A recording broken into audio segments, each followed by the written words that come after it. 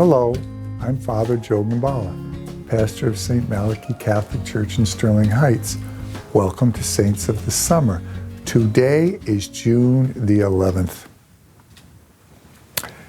When I think back of my calling to the priesthood, I distinctly remember the people who encouraged me at what I did. We need to be encouraged. I remember my old law professor, Bob Knowlton, who was basically an agnostic. He once told me, "Joe, I think you should be a priest. You're too nice to be a lawyer." I remember the people who encouraged me on that vocation, because encouraging is something that I think some of us don't do enough of. Today's saint, who was an apostle, Barnabas, is the patron saint of encouragement. In fact, his name means son of encouragement. Barnabas was born on the Isle of Cyprus. He had some property, he had a farm, and on a pilgrimage to Jerusalem, he was inspired by the preaching of the apostles and decided to become a Christian himself. He sold that farm and used that money to help support the early Christian community.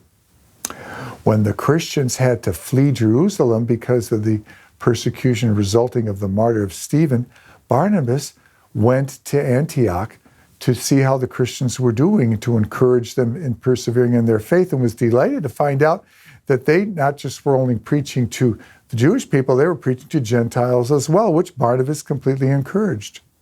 And then when Barnabas found out that Saul, who we know as Paul, had converted from Christianity and went to his hometown of Tarsus, probably to live a quiet life, ashamed of his involvement in Christian persecution, Barnabas knew there was talent there and went to Tarsus and encouraged Paul to come to Antioch and to spend a year there learning more about the Lord and praying with the community, and then encouraged Paul to go with him on a missionary trip.